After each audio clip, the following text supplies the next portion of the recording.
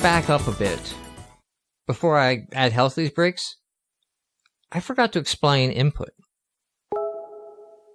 I just used this value, but I never actually explained where that was coming from.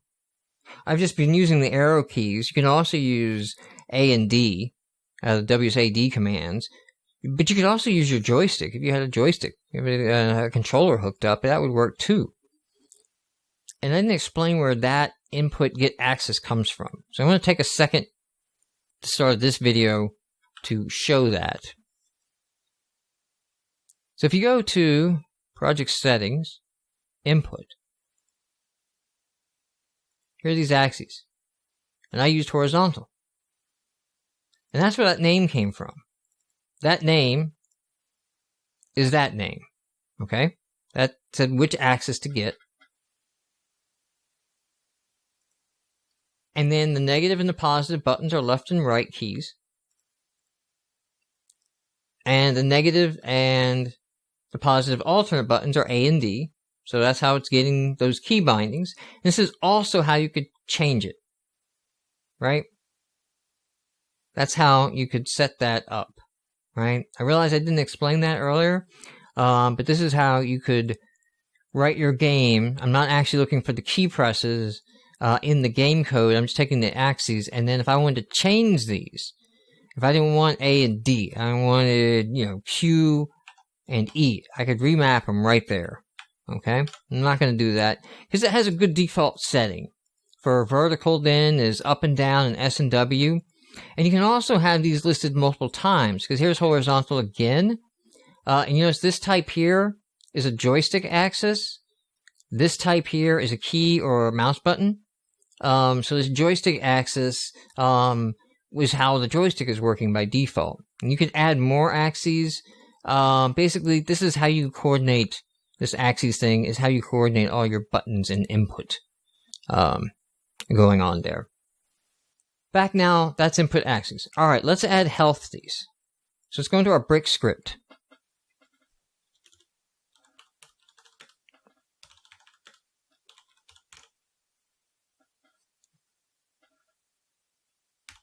That works just like speed, right? I can come into Unity, and these have a health. Now, if I change the health from the prefab, give them all 3, they all get 3. If I change this one to 2, okay, notice it's gone dark now. Right? It's gone bold. That's because it differs from the prefab. But that may make sense, okay? As you can see, the positions differ from the prefab. Alright? That makes sense. You don't want them all in the same place. The health may differ too. We may have different health for different bricks. Okay? Right now, I'm going to leave that at 3. And I'm going to just go ahead and you can also, it's still bold because I've edited it. I can revert to prefab. So your component values have a revert to prefab. So you can set them back. Also, if I wanted and to set it to 2, right? If I click apply, right, on this prefab line at the top, I clicked apply. They all got 2 because that updated the root instance. Now, it is possible that you change so much in components and such that you actually break the link between the prefab, and in that instance, these were red to let you know they're broken prefab instances. Basically, they started as prefabs, but so much has changed now, they've broken instance now, and you probably want to deal with that. Alright, so health is 2. There we go. We've got health. So what we're going to do is we're going to say, hey, if we collide on the exit, we can do health equals health minus 1. You take 1 off the health. If health less than or equal to 0, explain that in a second, destroy it. Okay? And that'll effectively give us a health that counts down, right? And we can even watch that in Animator. Here, watch health. Went to 1. Right? So now that happened, we could get it to go to 0. I'll have to move a bit, I think, to get it to go. There we go. You know, hit 0, it's out. Oh, I didn't get 2 shots on that one. I think I'm going to set it back to 3.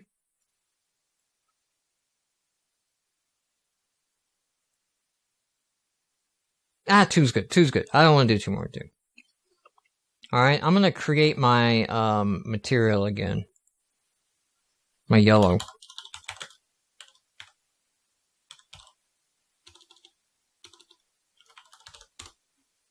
Brick. Okay.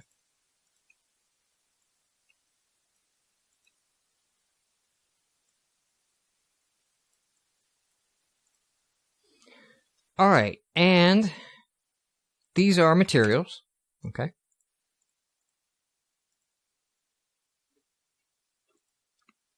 What I'm going to do here is I'm going to create a public material array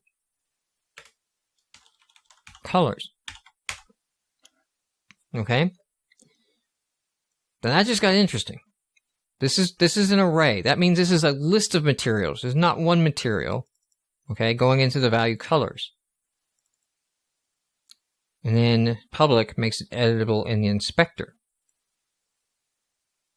So something really cool happens here.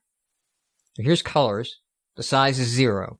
I don't have any in there. Well, we're going to do 2 colors. And it knows, because of the type, these have to be materials. So I can make the first material red, and the second material yellow. Right? Oh, I did that on the instance. So let me go ahead and apply that just to make sure everybody got the same list of materials. So we have 2 materials now. Okay. If health is less than or equal to 0, then destroy it. Else if health is less than or equal to 2. Right? I think, we're not starting at 2, correct? We're starting at 2. All right, let's do that from 1. And the reason I'm doing less than or equals, even though it's like, well, it shouldn't just be equals, but it's a float. I could make it an int in this case, and that would be fine. That would be okay. Nothing wrong with ints here, and I could use the exact equal sign. Ints do not have the floating point precision problem I talked about in some videos ago. But I'm doing less than or equals just to make sure I don't leave any edge cases, right? So if somehow this gets called rapidly, or something bug happens, or health goes down faster than I expected, all right, then I'll still catch and destroy it. I won't have a negative health allow you to keep a brick alive forever, because that would be a terrible bug. Okay? Alright, so if health is equal to 1, let's come down here, and let's get Mesh Renderer, MR, right? Because Mesh Renderer has the materials, okay? What I'm after. And again, if any of this gets confusing as to where this code I'm getting from, just click the help book icon and then click scripting. And then we can see everything that we've got inherited, okay?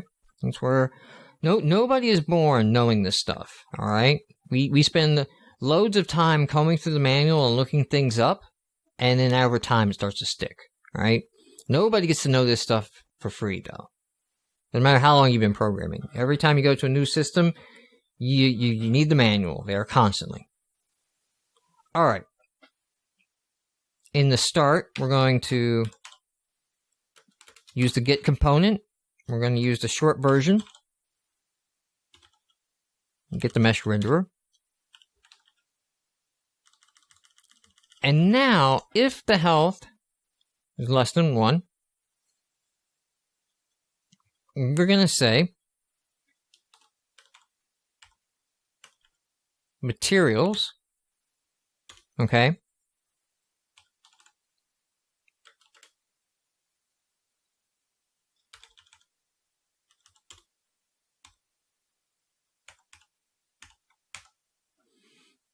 All right.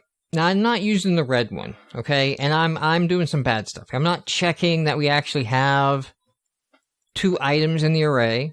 I'm not checking this guy has a 0. All right. I'm just gonna put faith in that when we set up the game, we did all these assumptions. All right. Not gonna overthink it too hard, but just know there could be some failures here for things happening. Well, what's going on? Well, first of all, arrays are indexed from 0. So 0 is the first element. So this is element 0. It even tells you right there. This is element 0. There's only one material in the render array. All right. A more complex model, you know, if you're doing like a full Lara Croft or a mech from Mech Warrior or, you know, a car in Forza, you're going to have a bunch of materials in your model being used. All right. So you need to know that you're changing the right one if you're going to dynamically swap them.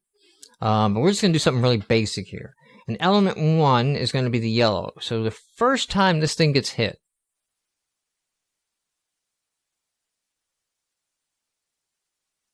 what happened? That was interesting. This brick, let's just click on it. Make sure we've got our materials. All right, let's try that again. I'm going to watch what happens. Maybe that's the... Oh, the health. Wait. Brick. Health. 2. We saved 0 somehow. I don't know how that happened. Zombie bricks crept into my system. All right. Now... All right, that's interesting. So an instance of red brick. Element 0 is red brick. Element 1 is yellow brick. It changed the instance. It looked like it did something. I don't have these back, right?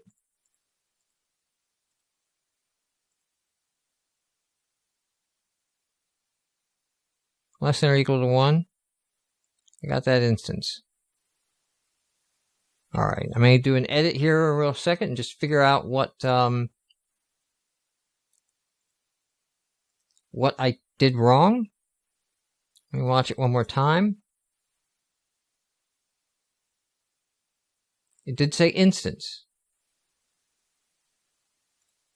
There's red brick, yellow brick, brick. If I put that in here, does it go back to red? Yellow brick instance. Okay, I probably have done something you can't do live or not done it correctly. Let me go ahead and revert that back to the setting. We're in the color, we're in the 2. Element 0 red brick.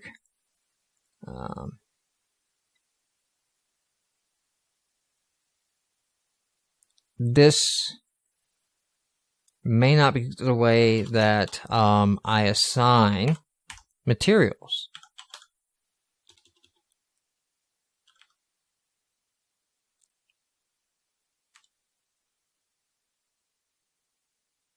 Returns the first assigned to the renderer. I may need to go renderer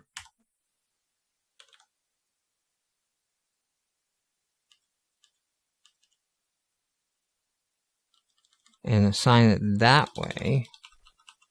But I'm going to go ahead and figure out, like I said, nobody is born with this, so I'm going to go hit the docs real quick and see here on Mesh Renderer.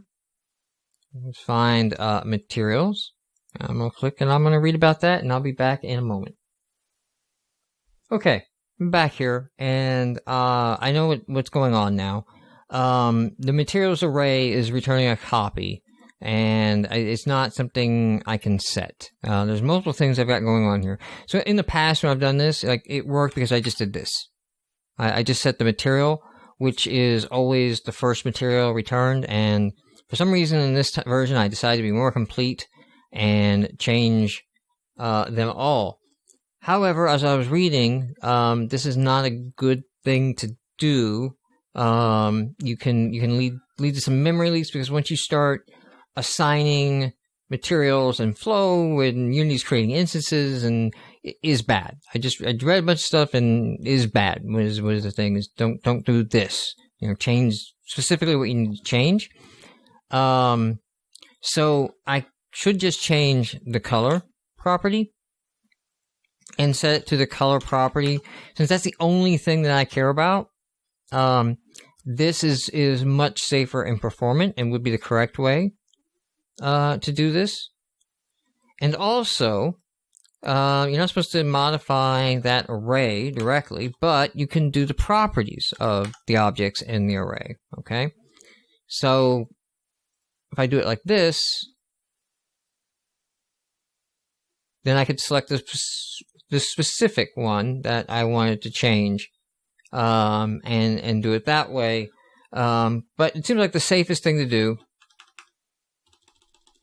is, with a single element, not to worry about having to dispose of or deal with anything like that, is change it like that. And so this gives us a nice color change on the bricks to let the player know that they have hit them,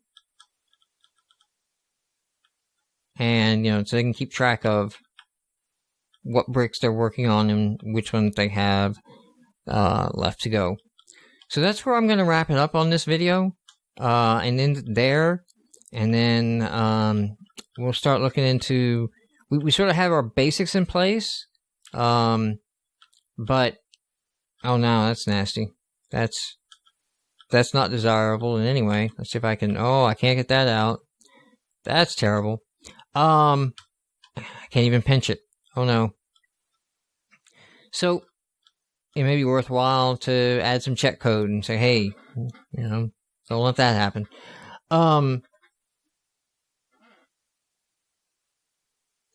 We'll pick back up. We'll add, making this bunch of bricks. We have the basics in place now of sort of some game, and we just sort of have to add some logic around that, and score tracking. When we start the game, we end the game, and be able to reset the level when the player destroys all the bricks. So, all right, see you next episode.